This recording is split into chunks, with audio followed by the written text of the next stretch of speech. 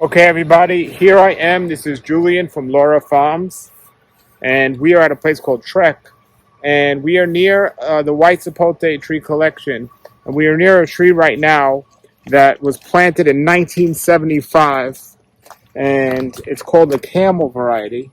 Who named this? Well, it's planted. It was planted in 1975 from a seed by Carl Campbell, and I just thought it was fitting to name it Campbell. I see, but they don't know what the seedling was, Where it was from? or what the No, original one was. no. Okay, so I'm going to taste this.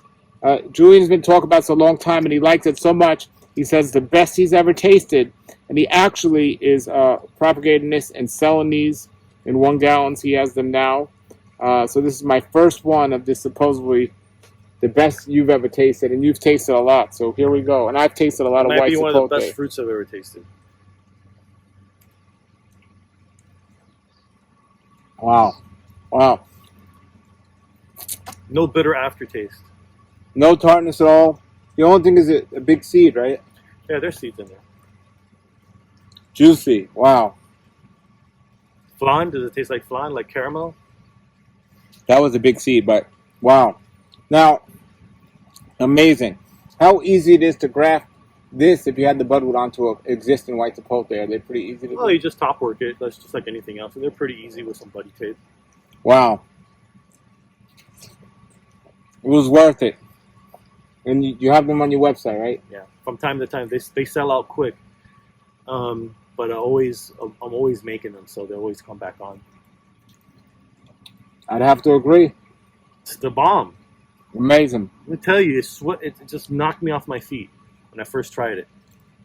I'm telling you, it's your lucky day, man. You got a perfectly ripe one. Yeah, some people have seen people online spitting it out and say, why are they spitting out? That was a seed, a big seed. No, they were spitting out the skin, and it was underripe. The skin like that. It's been weeks since that video. Now, the skin is kind of Well, I'm not a big fan of the skin on any white Sapote. so on a regular on different white Sapote, the skin's bitter, but it melts a little bit more. This one, there's no bitterness, but it doesn't melt as simple. Right. And it's all right. You chew the skin and spit the skin out either way, or swallow the skin. But it is nice. There's no aftertaste. I mean, I get like caramel aftertaste and a flan aftertaste, like a Cuban flan.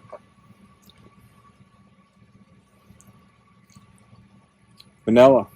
Just pure vanilla. It's Yeah. so good. Yeah. You know, some people call it vanilla pudding fruit, white Sapote. Yeah. Are all the seeds that big? Yeah, and it's not. I mean, compared to Redland has a massive seed, Yeah. but all according to the size of the fruit. You got another one there? I want to probably taste one. Sure. So that is the Campbell White Saporte. Get it at Lara Farms. I'll put the link below. And white Saporte is my favorite fruit. And wow, here it is. So again, the taste, a 10. The consistency, a 10. There's no after bitter taste or anything like that. Not that there's a big bitter taste on some of the other ones, but it's there, but not on this one. My only thing about this one, and I don't even mind the big seeds because there was a lot of meat on there. The only thing is the skin here doesn't melt as much as it was in some of the other varieties. So what? You spit the skin out, or it's more fiber, so that's fine. Wow, that's great. That's great. So what would you, of all the other white Sapotes you've had, would you compare it close to any others? Young Hands. Young Hands. Yeah, Young Hands still has a slightly bitter aftertaste, but that would be like number 2 on my list. Young Hands. Okay. Have you tasted a lot from California? No. Do you know anyone that has this tree? Well, a lot of people have purchased this tree already. I mean, like big and no, fruiting. nobody. Wow. And are there other varieties here that aren't well known, or is this the only unwell known? I have made a handful of interesting finds here, and this being one of them. And this tree has been overlooked for decades. For some reason, maybe because it's just a seedling, but personally, I've overlooked it for decades, and I just happened to find some on the floor that looked ripe and attractive, and I decided to try it. and instantly I was blown off my feet. I made a video right there and then. It's on my Facebook. A lot of people saw that video, and it went sort of viral, I guess. And I've gotten nothing but feedback, but like, you know, it's intense curiosity behind this. And I wish I can, you know, have this available to sell on my website, the fruit, but unfortunately I can't. But just testimony is all I can offer. Do you have a waiting list for people that want to buy this? You don't do waiting lists? No, I don't do waiting lists, but I have them available, and I think I've satisfied the demand. Yeah. I think everybody that's wanted one really bad has been able to get one, and there'll be more if there's not any now. Yeah, and I was sure to get it. So when you do the budwood, it's just like doing a mango graft, right? Pretty much. Yeah, you just get some buddy tape and just wrap it like a mummy, and just do a little cleft. Now the top, does it matter if you put plastic or wrap it? Does it matter?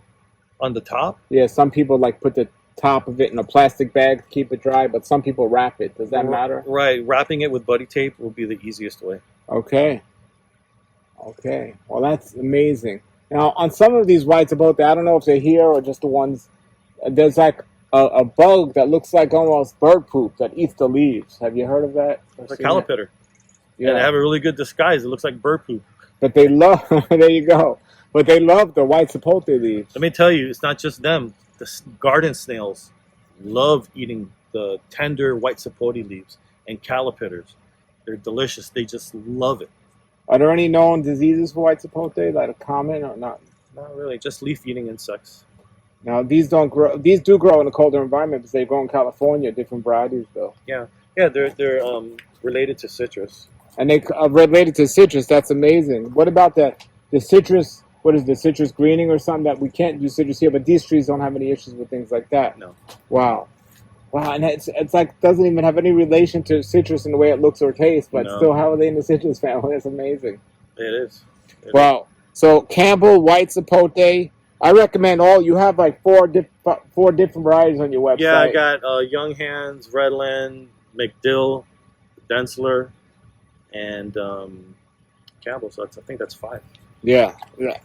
Get everyone. They're amazing. Somebody told me I should just get one and graft a bunch on there, but I love them. Now, do these ripen on tree? Because the only time I've ever gotten them ripe was on the floor in my house. That's when they taste. They'd the best. be hard to find on the tree. Yeah, you have to put like one of those mesh bags on them, like mangoes. Yeah. When they fall in the bag. These are wonderful. So, Campbell White Saporte, I'm glad I finally got tasted. Thank you, man. Yeah, man. Lara Farms Miami.com. I'll put the link below and check it out. And there's some more videos there as well.